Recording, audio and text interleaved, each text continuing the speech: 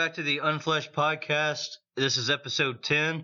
We actually have a guest host today, Milissa Stockholm, and we're going to be interviewing S.K. Ballinger. Hey, thanks, guys. And I'll let Melissa take over for first question. So, SK, I know you've probably said it before, but how do you come up with your ideas, especially for Stanley Swanson? Well, I've always wanted to write about werewolves. When I was young, I had a fascination with werewolves and all that stuff. And growing up, there just really, to me, wasn't a whole lot of werewolf movies or books or anything like that to really grasp. There was a lot of vampires and stuff like that. Silver Bullet was a pretty good little movie. But when I first started writing, which I started with my autobiography, I went on, and that's when I started taking writing serious and said, you know what? I think I am going to write a book about werewolves. I wanted to bring it in a completely different dimension, though, not like the werewolf and it's not to knock Twilight, but to me those weren't really werewolves. Those were oversized. Yeah, I mean, it was just oversized growing puppies. And so, I wanted to just really bring a whole new aspect to werewolves, and everything just started coming into place like that. Like, well, why can't they be married? Why can't they be amongst us and, try to hide low and act like normal people and this and that? And then one thing led to another, and then I wanted to throw in some other things, and then I started thinking about the second book, and so... But really, that's really where it all started, and it's my first novel I've ever written, because I don't really, I don't count my autobiography as a novel. But what is the biggest thing that people think that they know about your subject/genre that isn't so? Oh, you're asking some tough questions. I would say, well, my genre I think is more young adult. But I also think it does have that thriller aspect to it. It's a good thrill ride, in my opinion. I mean, hell, at least when I was writing it, it was pretty awesome and going and going and going and going. So I think that would probably, I would say that would be it, is that I don't want somebody, the whole young adult thing kind of spooks me out a little bit. I just don't like the terminology. It's a young adult, because the book's really for anybody. I mean, it's, you know what I'm saying? It's for young adults, but I mean, basically everybody too. Yeah. Be teens, be adults. Yeah. But there's definitely, thriller in it. I don't think there's suspense necessarily, but definitely thriller. Do you not agree? I mean, these are your questions. I'm not. Okay, SK. Yeah. Now I'm in the middle of reading your autobiography. Okay. Oh God. No, it's really good so far. There are some aspects I find a little funny. I admit, yes, there's some very funny moments. Yeah, okay. That's why I started. I got tired of telling my story. How's your hand doing? Oh, my hand is fine. I'm sorry. This is gonna be low punches below the belt, man. No, my hand. That's what I'm gonna say. I'm not gonna say anything else. I just had to ask that. No, yeah, the blood flows. Yeah, my hand is fine. It's yeah. My speech is pretty good now, and everything else, So, God. All right. Well, since we're on your autobiography, I'd have to say, if you had to write that all over again, is there something that you would have changed or left out? There's definitely a lot I would have changed about it.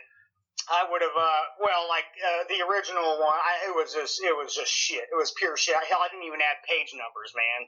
So, and I would have definitely reorganized the different parts of my life because it does kind of bounce around a lot. Like it'll start out here, and then next thing you know, a couple chapters later it'll be something else, and then maybe a couple chapters later it'll go right back to something I was talking about before that I just happened to remember. But I would definitely change that. I would go back and study it all a little bit better and say, okay, well, this should probably be here. But, with an autobiography, when you're writing about yourself, and TJ, you've written an autobiography yourself. So it's really hard, actually, to write about yourself and moments of your life and tragedies that happened or outlooks and views, I mean, it is. So there were times that when I was writing it, I was like, oh, yeah, that reminds me. Way back then, I got to put that in there.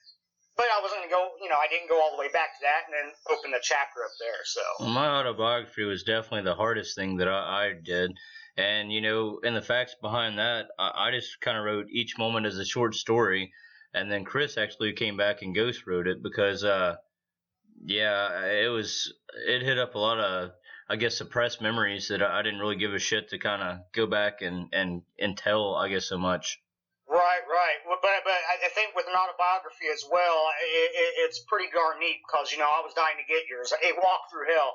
I thought it was awesome because, not only do I know you, but even if I didn't know you, but I've read a couple of your books, that I think it's pretty neat to see that other side of that person's life. Well, and I actually hit up Milissa Stockholm in the process of me kind of going through and doing that.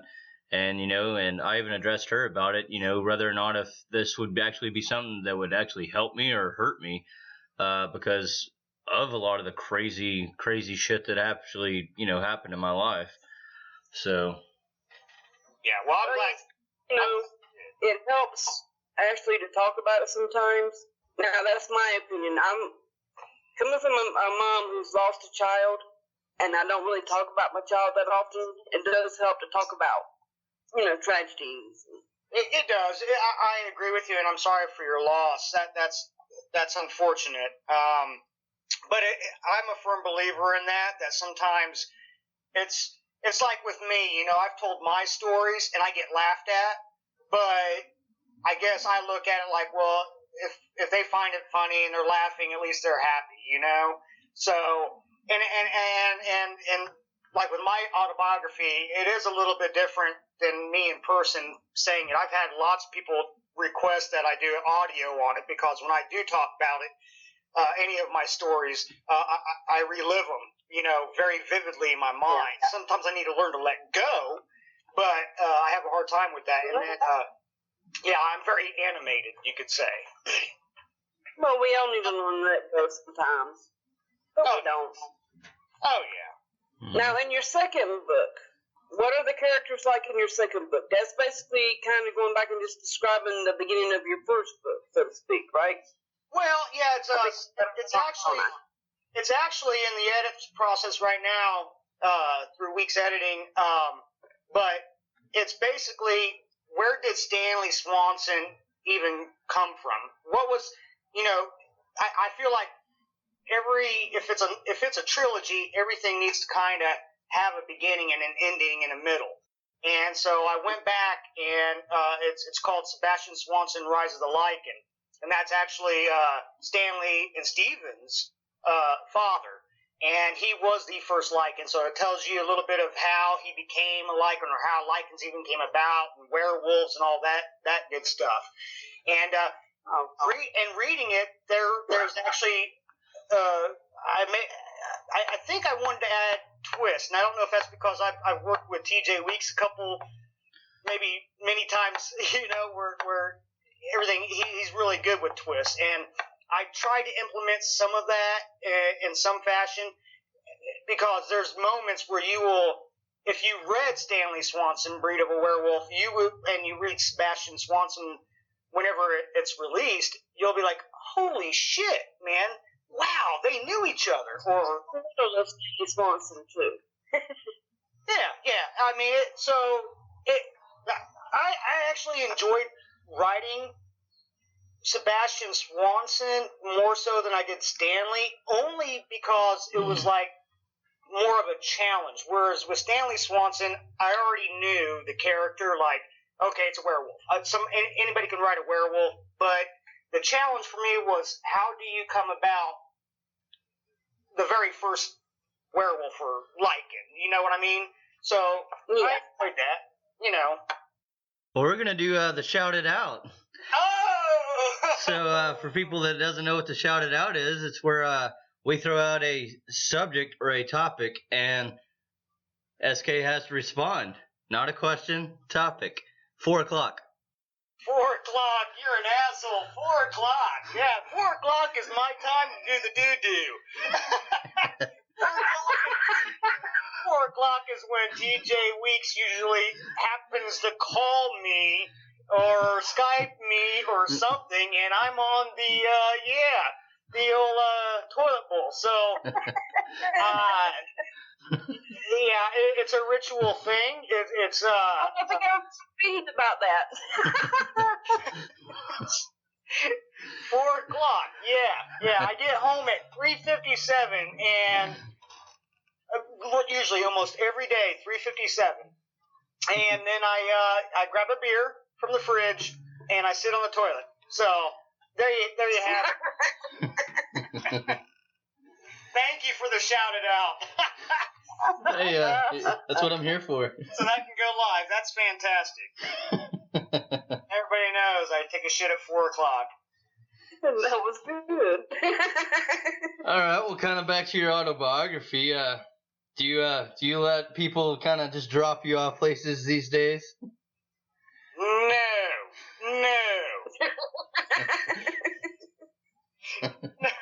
No. Do I allow people to just drop me off places? No. That typically doesn't work out very well. So, let's just say with the autobiography,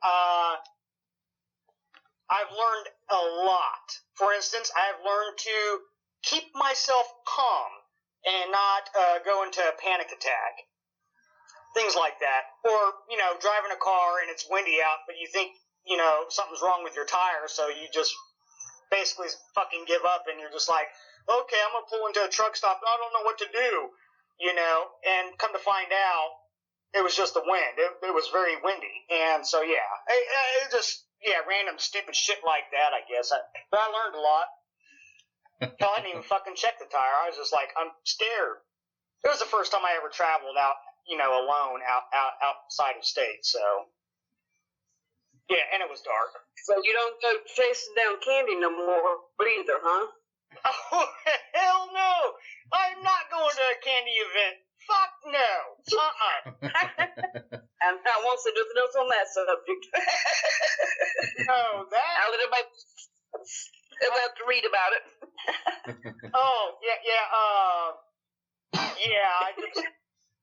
That was a very, and what's sad about that is I have to blame my mom, because I really believe that my mom knew where she was fucking taking me.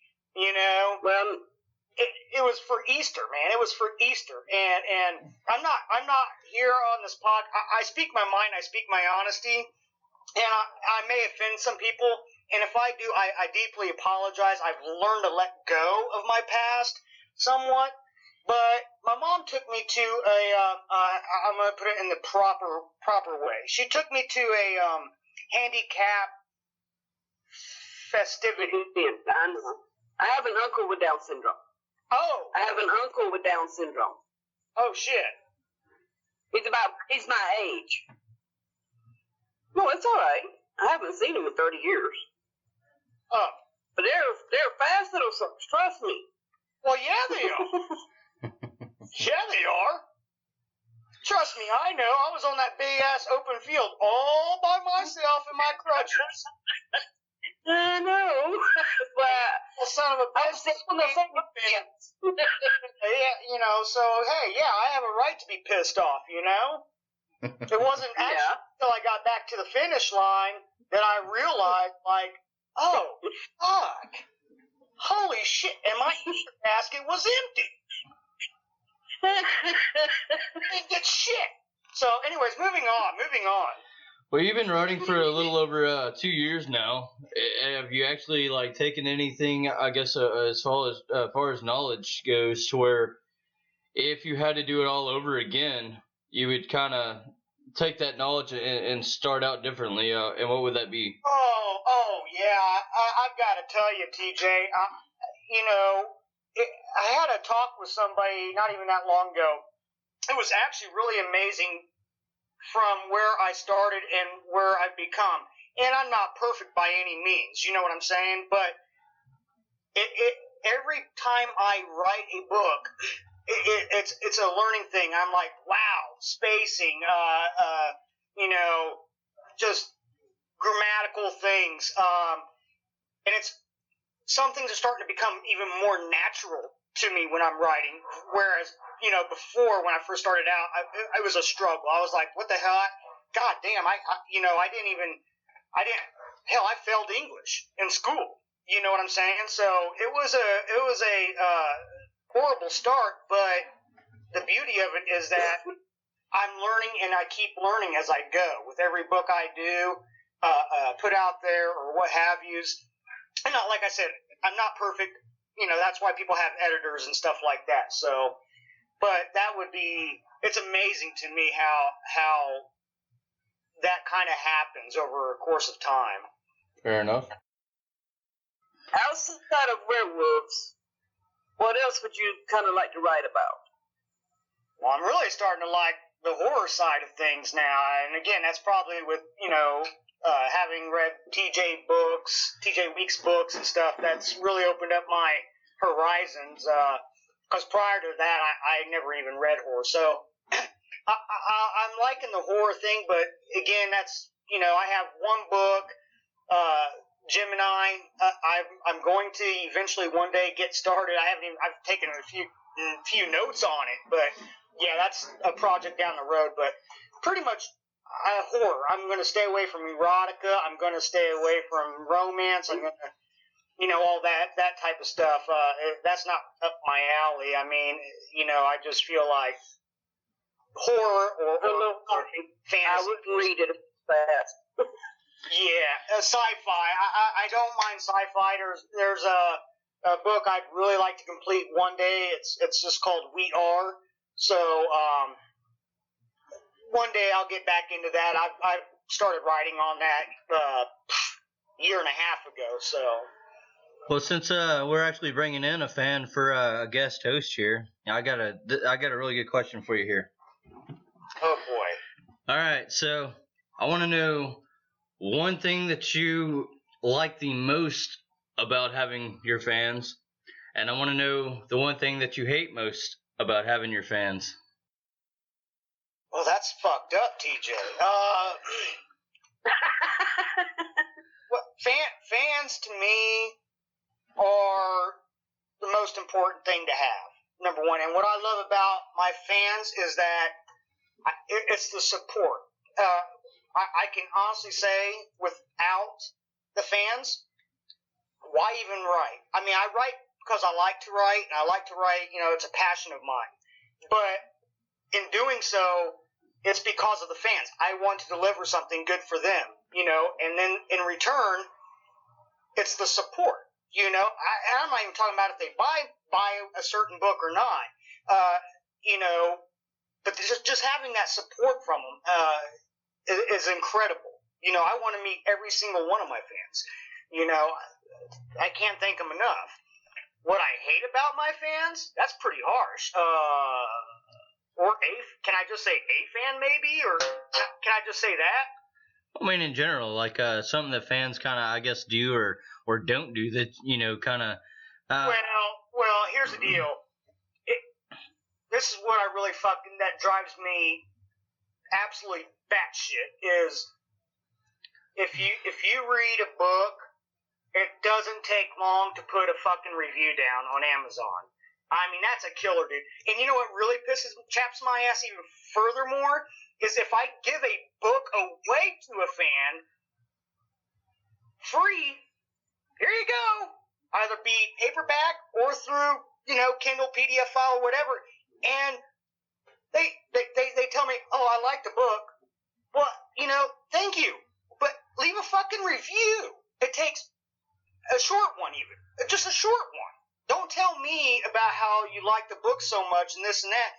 That doesn't mean shit, really, to me. I don't give two shits. Reviews are so important, more than I think the average reader even knows. I mean, it's a star rating. The more the more 5 stars, 4 stars, 3 stars, 2 stars, 1 stars you have, it's still going to build up. And it puts your book out there more. People are more I mean, for instance, take Unfleshed. Okay? It's holding a 4.8 5-star rating. Okay? And guess what? On that, it will show, is this review helpful? I think the best one we have is 8 out of 9 that said it is helpful. And right there tells you how important it is to leave a review. Because if it's helpful to somebody, then they're going to be more apt to go and buy the book. Or at least check into it. That's true, but I think most people don't really even think about it. They don't mean to hurt anybody. They just really don't think about a review. And I agree with that. But here's the problem I have is when I ask them.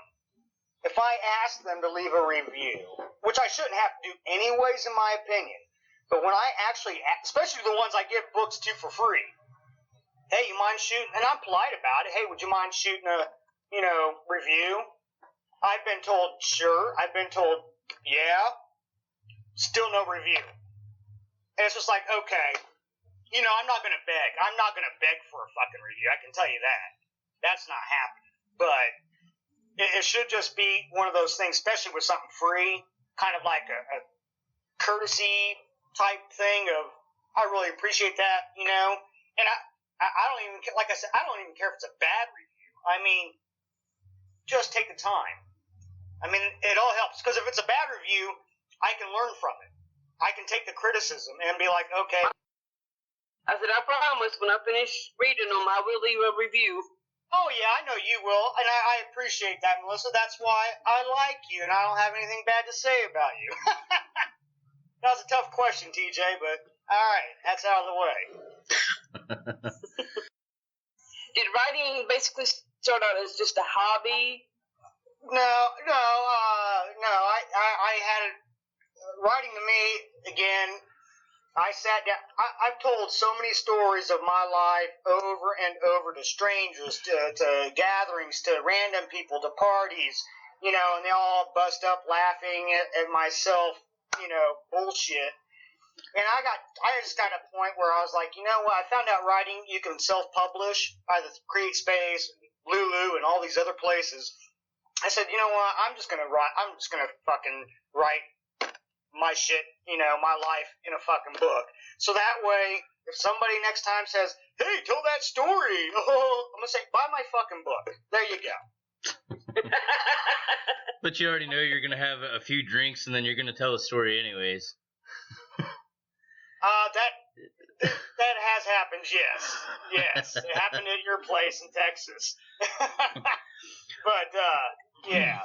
Well, I'll tell you what, as far as writing goes, and I mean, everybody has, I guess, that goal that they want to reach and all that, but, what is, I guess, your ultimate goal behind, not necessarily even writing it, as far as just being an author?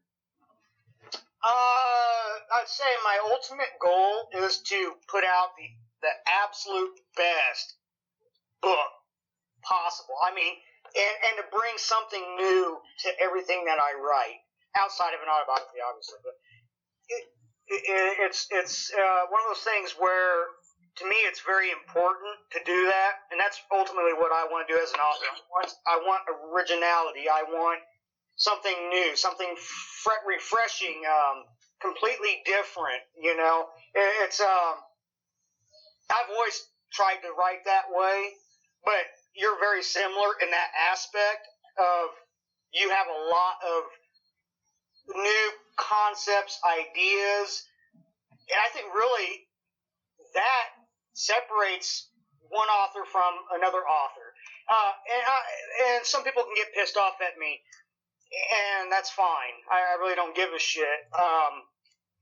But it's like right now, erotica, I would never want to be in that genre, even if that's something I liked, okay? Because to me, that's a very, very, very, very, very difficult genre to really go outside the box.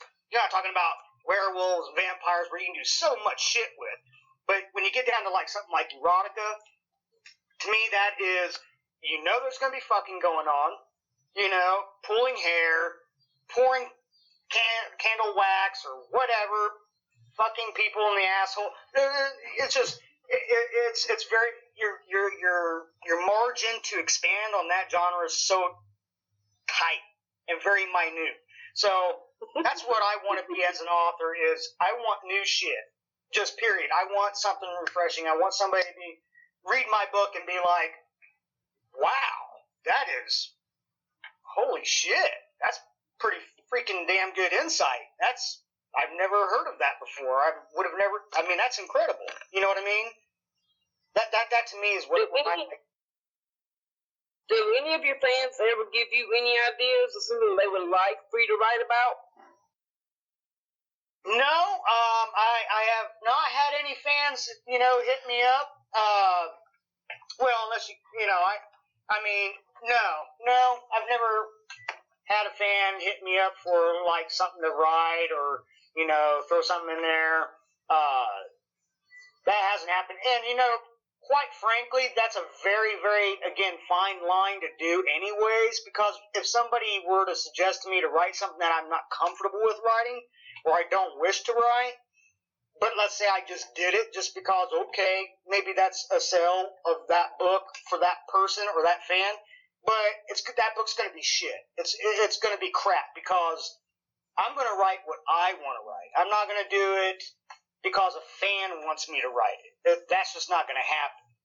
I don't want to... No, I mean, like not telling you, asking you to write anything specific, but maybe just about something. You know what I'm saying? Yeah. Well, no, I still haven't had anybody ask me to write a fan, The only person that's ever asked me to write something is TJ Weeks. And that was of his awesome, kick-ass, phenomenal book, Obsessed with the Kill. And I love that. Oh yeah, I love that book. And he wrote that novel, and that was a novel in itself. But he challenged me and asked if I would write a specific character for the in-between chapters. And I tell you what, that was one of the hardest things I've ever done in my life as far as writing goes. But, I managed, me and him worked together from that point, and from that point on, we've always worked together, in my opinion. So, but that's it. That's it. What would you say that the transformation is on your writing? Oh my God, the transformation of my writing. Man, you are an asshole. Transformation on my writing. No book is the same. Well, I mean, you started off writing an autobiography, and then you went from that to actually doing like a young adult, and from there going straight into like horror. So, I mean, what was your transformation behind going through that? Basically, I think for me, my transformation was pretty simplified. I was like, I don't want to just write young adults. I've got to expand my horizons to something else. And there's a lot of stuff you can write about anything. Anybody can write about anything, in my opinion. Just be wise in doing so. And then it was, like I said earlier in the interview, reading a few of your books, the horror genre. I like that shit. I loved it because it did open up my eyes. I was like, holy shit, man. This is really fucking good. There's a lot of twists. The beginning to end is, there hasn't been a book. It doesn't even matter. You wrote that romance book, Loving June. Excellent fucking book. And it was romance, for Christ's sakes. And yeah, that was a good book. Yeah. So, I think I was bringing in like Hitman and all that into that. Well, yeah. But I think that's where was for me. So I'm like, you know what? Yeah, I think I can. I'm starting to believe more in myself in that transformation of maybe I can write a horror book, or whatever. I'm certainly growing. Like every time I sit down or I'm jotting notes or whatever it may be pertaining to writing, I feel like I'm challenging myself each and every time that much more. I working with you on some of the books that we're doing. I want to challenge myself without any failure to you. So it's been quite a transformation I've made. Let's put it that way. Because if you would ask me 3 years ago or such, hey, you're going to be a horror writer or whatever, I would have said, fuck you. What are you talking about? So. Fair enough. What's your favorite time of day to write? Oh, God. Typically, it's been adjusted, but typically before, usually right when I get home from work is typically when that was my writing time, bottom line. Because I had already taken my notes at work. I work Monday through Friday, 8 hours a day, what have you. So I, take notes on a, post-note, whatever I had available. And then I would immediately, when I got home, I wanted to go ahead and open it up and start writing that. So that way, it's a start, I believe that when you're writing, or a writer, author, what have you, and for me anyways, I find it very important to write something each and every day. That's something I'm learning along the way, and I really value is the importance of doing that. I don't care if it's one sentence or 3 fucking chapters. I think when you take that moment, for me anyways, and you stop writing and you just get sidetracked and this and that, it's really hard to, sometimes for me anyways, to go back and pick up on something and be like, oh, okay, almost like a lost interest, if you will. So that's why I always keep myself busy taking little notes and stuff like that. Now, writing is very sporadic. I still do something every day, but it's never like right after work now. It's sometimes maybe late at night, early morning before the kids get up, or something like that. Well, now that you started writing into the horror genre a little bit, would you classify that down to your favorite genre of actually writing, or would you classify that back to your young adult? Oh man. Well, I mean, that's another tough question because the reason I enjoy writing the horror so much is because of you. You know what I'm saying? So I like horror. I don't feel like I'm at that, how do I put it, at that like comfortable level of really going outside the window, if you will, of, well, I'm gonna really get fucking crazy and do this and that. Kind of fucks with your head a little bit, or it does with me, just like Abdul. I mean, dude, writing him, I was just like, I really had to open up, and I was like, God damn, like, I just felt like with that character, it was a very tough character, and it just kind of made me feel a little bit shitty sometimes. So, I don't know, I really do like the young adult stuff, I mean, I'm not going to go crazy and whatever and do anything like, sparkling vampires or anything like that, and it's not a knock on Twilight. I mean, I think, hey, she's a proven, and that's why sometimes I don't really like to be classified or known as a young adult author, because I look at Twilight as very young adult. Like, hey, 13, 14, 12-year-old maybe can watch it or read it and be like, oh, that's so cute, I love him up, and get the man crush for the sparkling vampire and whatever. So I really don't want that titlement on how I write and what I write. So I'm kind of torn between. Definitely the things that you wrote with me, definitely is not going to be kid friendly. No. No. No. That's definitely 21 and older. Or at least 18, but that's not, kid friendly. God, no. So, but, I don't know. I just don't want to really be that. I don't want to be known as, oh, that's a young adult writer, I mean, the way I kind of look at it, so you have Twilight, okay? And then you have, like my book, Stanley Swanson, Breed of Werewolf. That's a very small margin, in my opinion. It's not like erotic. There's not a shit ton of, that type of genre or werewolf, vampire type stuff going out there anyways. But it's kind of like, is somebody going to sit there and say, well, it's, Stanley Swanson, Breed of Werewolf. I'm a big Twilight fan. I'm not, you know what I mean? It's one of those deals where it's kind of like, oh, goddamn, Yeah. So that's kind of where I'm at. I just young adult thriller, freaking / horror. I don't know. Anyways, Well, personally, I've always been a fan of horror. My first horror movie was actually The Exorcist when I was like 5 years old. Oh wow, yeah, that's a good movie too, by the way. Yeah, scared the dickens out of me. Let me tell you. I like the original, but whenever they start doing the remakes, that's whenever they lost me. Yeah, no, I like the original. I didn't watch the remakes because I don't like remakes.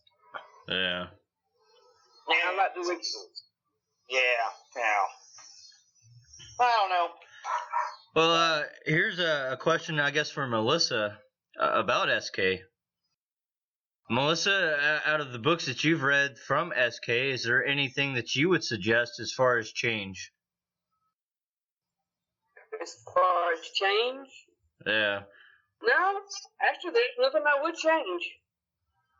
Oh, sweet. Yeah. I've thoroughly enjoyed every aspect of the books. Wow, okay. What can I ask you? I read 3 or 4 things at a time. Oh, wow. I'm reading Devil's Station, and I'm reading your autobiography, and I'm reading Stanley Swanson. Wow. That's quite the balancing act you got there. That's pretty incredible. There's no way I could. There's no way I could. So let me ask you real quick on my autobiography. Did you find it hard at all, like as far as the bouncing around goes? Because I've been told that a few times that it bounced around, but towards the end it starts picking up where it's more consistent. Not quite honestly. I mean, it does bounce around, but for me, I find it interesting. There are a couple of places where it's a little repetitive, I guess. Yeah. But it's not so repetitive that makes you not want to read it. It's still enjoyable. It doesn't make it. Yeah. Yeah, that's part of my. Even in person, I can ramble on and on and on. So as a learning curve, don't be repetitive. Yes, I will make notes of that. Yeah, you kind of want to watch the repetitiveness, but it's like I said, it doesn't take away from it. I don't know why it would make it so hard for the other people. It doesn't make it hard for me. I enjoy it. Well, I thank you for that.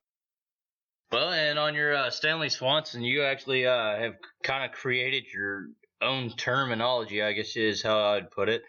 You got Draculus and all that. So how actually did you come up with that? Well, I came up with that because the Draculus part. Yeah, I mean, I've never heard anybody in books, movies, etc. being called Draculus.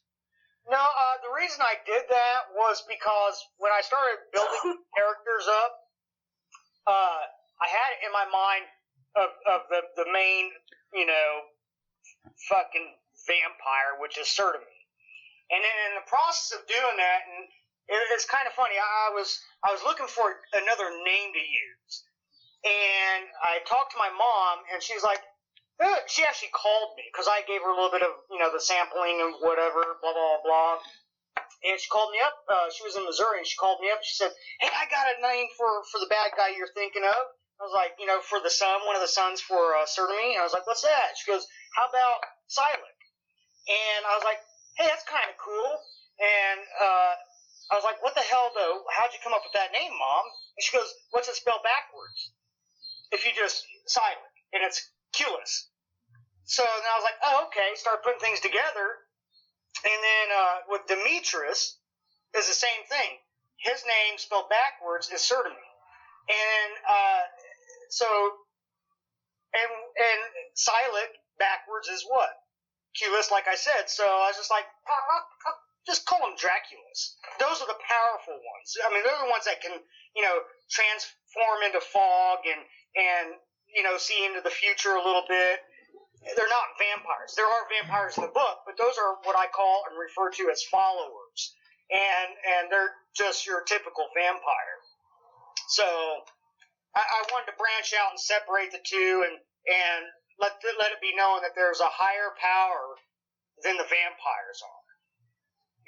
So it's kind of where I went with that. And everything started kind of clicking. I was like, not a lot of people would maybe not pick that up with Silik and Demetrius. So, and Sertamy for that matter. So, I kind of like that whole, fucking around with names and shit like that. Yeah. Yeah. Just one of those weird things. Well, for a lot of people that don't know, we're actually going to be doing a book signing tour it's going to be the Unfleshed book tour. And we're going to start that out this year with book 1. And then 2016 coming around in March, we're actually going to expand that out a little bit more. That'll be going in with book 1 and 2. What can you tell us about that? Oh, hell, I'm looking so forward to it. First of all, this is going to be the first book signing I've ever done, so I'm just beyond myself with that. Then I would say, being able to see you again, be able to meet the fans, either they be my fans or your fans or a mixture or whatever. I think that's just going to be so kick-ass, man. And we're still trying to hit up, Florida in the March one, and I think that would be pretty kick-ass too. So, long drive, but I think it's going to be worth it. You know what I mean? In the long run, I think it's so important to get out there and meet those people that want to meet you or have you sign their book and show the interest in person. I think. And the difference is I mean, the one that's coming in October is going to be a book signing or signings, so to speak. So, I mean, we're going to be going from place to place. The one in March is actually going to be a convention. So, a little bit difference on there. That'll be bringing in a lot more horror authors to the table as far as, bringing them to what we're doing and such. Yeah. I'm so jealous. Melissa, I told Shane that I want to go to New York, and he said no. Bullshit. Don't make you say no. Don't make me come to Kansas. Don't make me come to Kansas. I was the first. You're gonna I was the first one to come out there that we need to go to New York. Well, he wants to go to more like downtown New York. Yeah. And what do you mean downtown New York? Please tell me you ain't no city. Yeah, he's talking about, like the whole, like having to carry a table out there and throw it out and, be amongst the shoulder-to-shoulder people and such. Hey, man. Oh, no, I've never been to a city, and I'm not going to a city. I don't live close to a city neither. It's not fair. You're in Albany, aren't you? I'm about 45 minutes south of Albany. I'm in the country. Yeah. I got to figure out a way to be in my backyard. My backyard's in the woods. Well, sure the hell ain't gonna go out in damn country and do a damn book signing. You just visit. I got plenty of places for y'all to go camping. Trust me. Oh my God! backyard Signing at a campsite. I didn't take books, and I said you come for vacation. Oh yeah. Unfortunately, I got free to go for book signing around here. See, Shane, next time I tell you we need to go to New York, you better say yes, because Melissa's going to come down there and whoop that ass. Shit. Yeah, I am.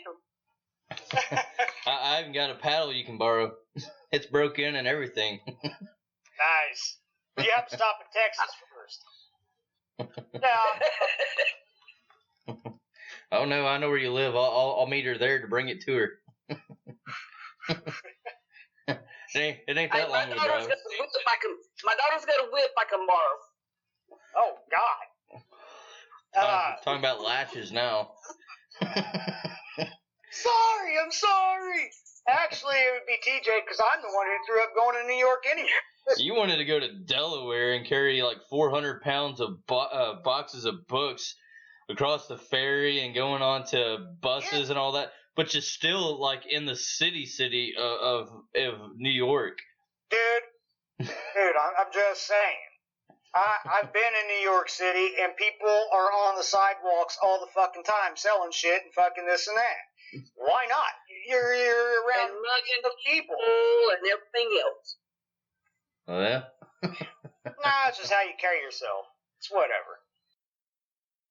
Well, if you go to New York and you go to a city, go to Albany. I can get to Albany. Oh yeah. I can't get down to New York City.